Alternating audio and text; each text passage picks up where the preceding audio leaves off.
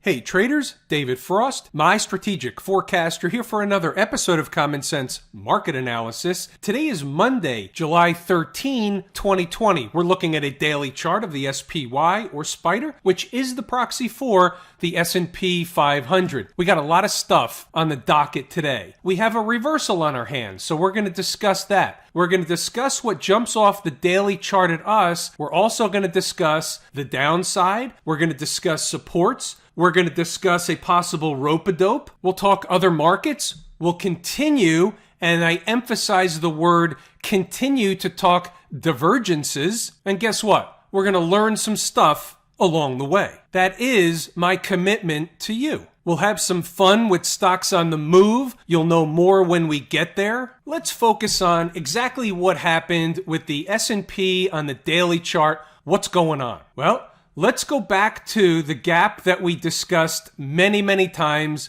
319. They open above the gap this morning. That in and of itself, under normal garden variety conditions, is bullish. The market did go higher before the afternoon meltdown, but they open above the gap, so you have to take it at face value. It's bullish. Here's a short-term chart. They open above the gap, and they do move higher. They make a bull flaggish kind of pattern, but guess what? They fall apart. They collapse. The pattern fails. We'll cover more of that as we go along. Couple of things right out of the chute. If they close the day above the gap at 319, that would have also been bullish. That leaves the ball in the bull's camp. But they didn't do that. So the reverse is also true.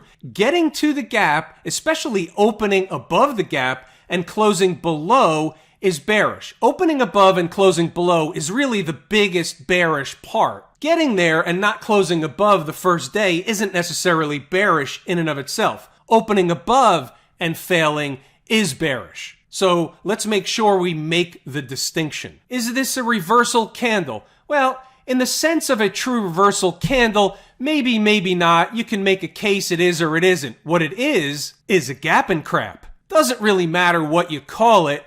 Market finishes near the lows after a gap up. That's a reversal on its face. We have to be aware of the downside. Okay, where is the downside possibilities? Where could they be going? The first order of business is a gap that was left unattended to. They made an attempt to fill it. They missed. That would be the first objective from a common sense perspective on the way down. Now, it's at 310.52, and that's not enough in and of itself to say, hey, that's all the market's going to do on the downside. Go ahead and buy it. They'll probably rally off that spot. That in and of itself isn't it. You have to see what else is going on there. There's a couple of things going on there. Happens to be coinciding with currently where the 20-period moving average is. Is that important? It's something. It's not extremely important. The market has been back and forth through the 20-period moving average to the point where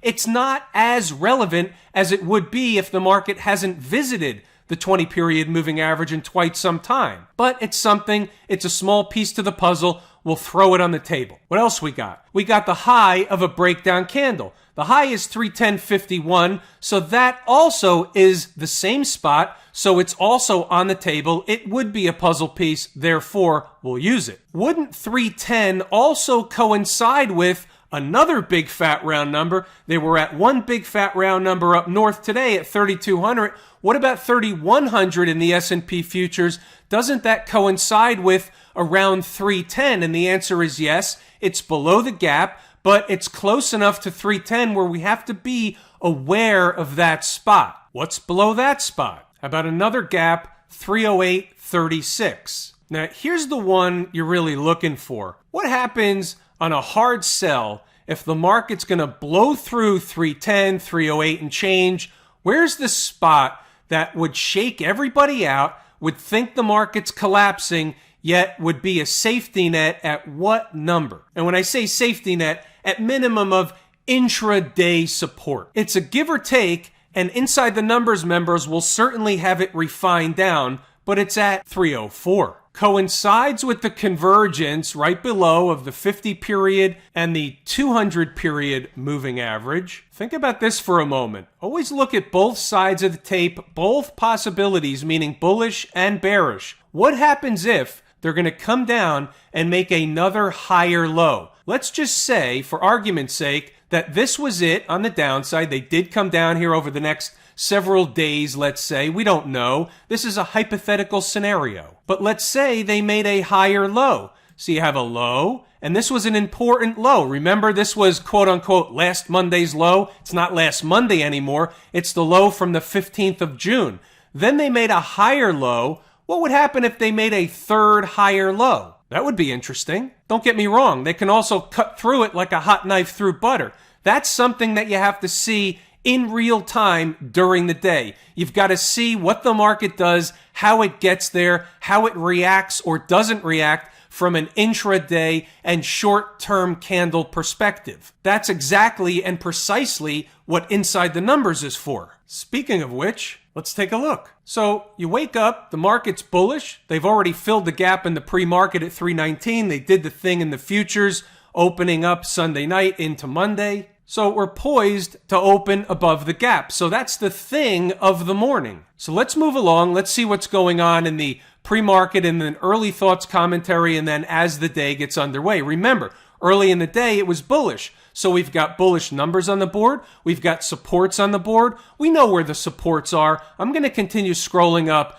Traders that are interested should pause the video, go back to the charts, see what the market did in and around that time or after the post was made, and see how good or not good this is. What you'll see in the morning session is we were focused on two numbers in particular. 319, that was the gap. They jumped over the gap, so it's an important number any way you want to look at it. What was support becomes resistance. What was resistance becomes support. That's the way the market works. The other number that was uber important was 320. Why was 320 important? Because it represents the big fat round number that coincides with ES 3200. It's psychological, but it's always important. Let's continue moving along. We did see some early weakness in the IWM and the transports. They picked up steam a little bit, but then they turned back down. They've been the canary in the coal mine. Remember the financials, they turned around Friday. They've been weak. They needed to have follow through today. We'll take a look at them later. The IWM had the lower high working. Remember that from the weekend video? We'll also take a look at that later as well. Here's one W hit to the penny. We'll take a look at stocks on the move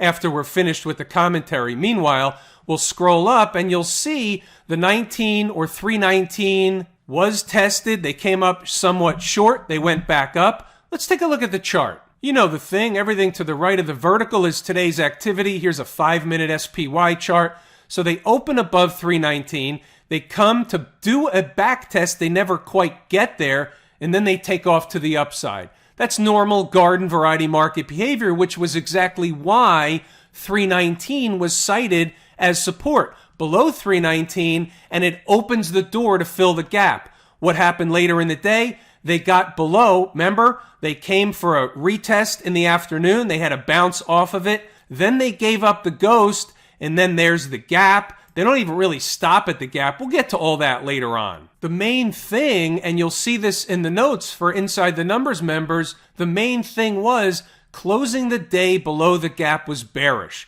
That's really all you needed to know. If you wanted to take advantage of that and you wanted to short the market under the gap, that's fine. Below the gap is bearish. Call it a recapture of the gap. Here's a picture of what we were looking at earlier in the day. Market was bullish, wanted to put this on the board so everybody had an understanding of what I was looking at. 320 represents the big fat round number of ES 3200, psychologically important. 319 represents the gap they jumped over this morning. Above and they're bullish. The opposite is true. Below and they're not. No secrets, no mysteries. This is everything that I'm looking at. Everything I'm looking at is posted on the board. Now, we're looking for a mid-morning, late-morning pivot. Little do we know at the time the pivot was going to turn out to be a meltdown. You never know that. when you're taking a short-term view of the market, you can only go based on what the 10-minute candles, the 5-minute candles, the 15s, the 30s, the 60s,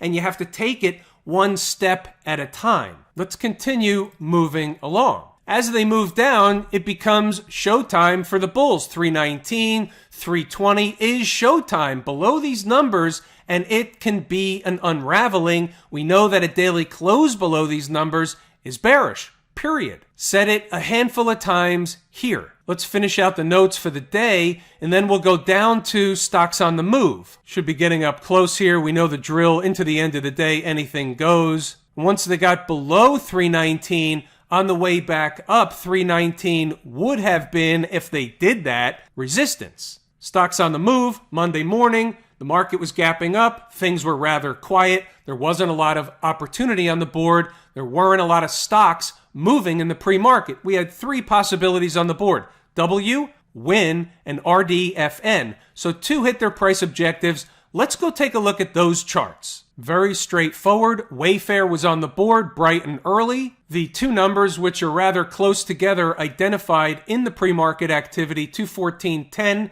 212.38. Those were on the board bright and early. What happened? Ultimately, the rest you can see for yourself. The market came in, or Wayfair came into those numbers. They had a reaction in the other direction. They went on their rocket ride. They were up $10 in a matter of no time. When the market unraveled, so did Wayfair, but nobody cares if you're in this for a scalp trade or day trade. You're not letting this happen. You're taking profit along the way. That's what the traders are trained to do. You do that if you're treating this as a business. Here's a funny one with WIN. So as we're in an uptrend, you know, as your Inside the Numbers member, there aren't a lot of short trades for stocks on the move while we're in an uptrend. They're difficult trades. They're harder trades when the trend is up. Shorting a stock is not the easiest trade on the board, which is why we prefer to buy stocks into support that are getting whacked early in the morning.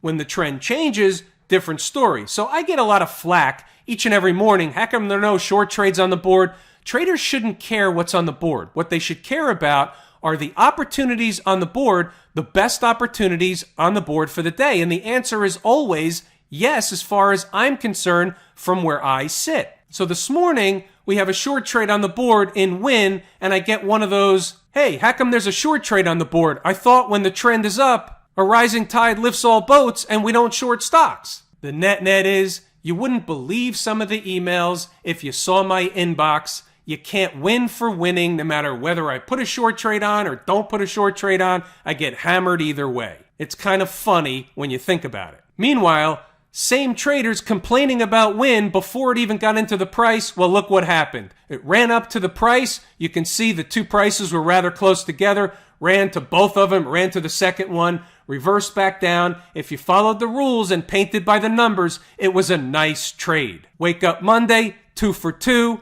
How do you like dem apples? We like dem apples. Those are Granny Smiths right there. All right, back to the S&P. I want to show you something interesting. We touched on this the other day. Let's do it again as a refresher. Weekly chart. Reversal candle, breakdown candle high, tested today, rejected. Another breakdown candle high, same general area, tested, rejected. Now, from an intraday perspective, you don't know when the rejection is going to occur until they start getting below and closing below certain prices. Nothing says they couldn't hang up there for a couple of days, a day, several hours. After all, this is a weekly chart. You don't know they're going to run up there and get rejected. You don't know they're going to run up there, try and get through, hang out for a few days, and then go down. You don't know until you know. What you do know is that under normal garden variety market conditions, the market is not going to just blow through these type of breakdown candle highs. That's why we talked about it the other day. Camp IWM. We had that lower high scenario working we talked about in the weekend video.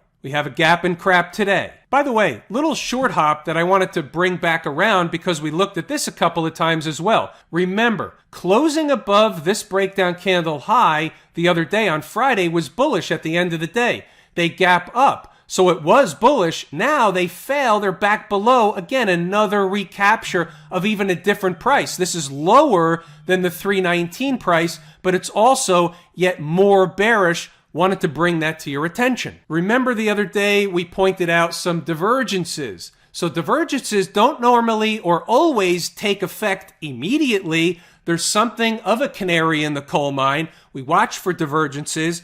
We watch because divergences are generally a tell that another market is going to catch up, or the divergence will clear up and the said divergent market will go back up to catch up with whatever was not diverging or going higher. In this case, the diverging market was the transports, was the IWM. Not every day, but we were diverging. We were canary in the coal mine-ish. So we have to be of note. The IWM looked different than the SPY. We talked about that the other day. Well, here we are finishing on the lows. Again, it's bearish. Unless it's a rope-a-dope on its face, the duck says it's bearish. Using the 80-20 rule, it's bearish. What about the folks down at the transportation department? Well, same routine. So what do we have here? We have a top. We have an attempted run or break out of that top, a failure, and then another one, and so far it's a failure. They didn't even get to the top, but they so far failed. We'll see. One day doesn't make a failure, but that's what's working in the transports. What's the other side to the coin? If I'm playing umpire, what's the ball and strike? They're above 3 out of the 4 moving averages until and unless they get below and close below daily and then first hourly below the 20-period moving average. It's okay. They're just running sideways, eating time off the clock to do what? Go back up to this gap or potentially higher into the 200-period moving average. That's what we discussed in the weekend video. So the other side to that is this is still intact. This is not broken down yet. There's nothing wrong with this. But if the market comes down and breaks this channel, breaks this flaggish pattern, then something else is developing. You have to look at both sides of the coin. What about the folks out in Silicon Valley? This was the market that was absolutely in melt-up mode. And what we said was they're melting up or they're bullish. It's in an uptrend. You don't know where the top is. We talked around 11,000 in the Nasdaq Composite. 10,824 was the high today in the Nasdaq Composite. How about your 11,000 in the Nasdaq Futures? Nasdaq Futures had a high of 11,058. That's a reversal. That had volume behind it. This is generally not the sign of a one-day wonder. Where's the last breakout area on the Nasdaq? Right around 248 as far as I'm concerned. It's debatable. You can use this gap over here,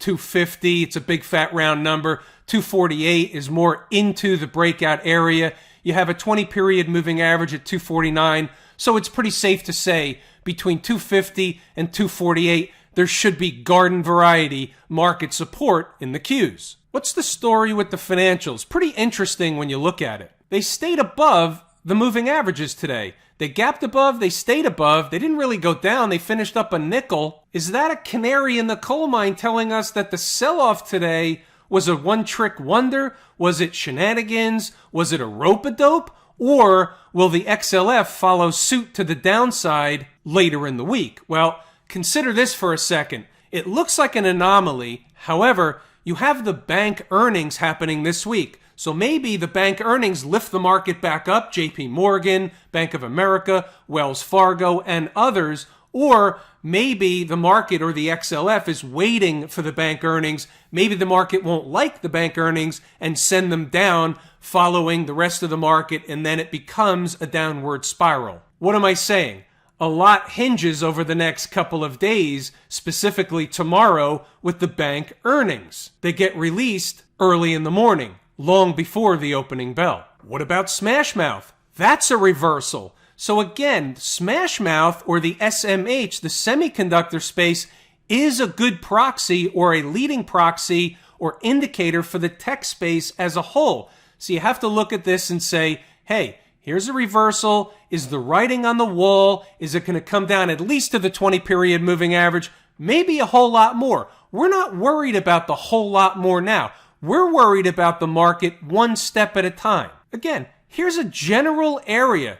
152, 153, where the SMH has support from the 20-period moving average, there's a gap, it's a former breakout area, the market is not going to just run right through here like it wasn't even there. The market does the same thing it does with every other market on every other chart over and over and over again. It does it using the 80-20 rule the majority of the time. There will be outliers. The market will do crazy stuff. But if you just take what the market does under normal garden variety market conditions, then that's where support should be. 152, 153, maybe slightly below, maybe slightly above, but in that general zone. Have I told you how much I appreciate each and every one of you, and that without you, these videos are in no way possible? That is true and accurate information.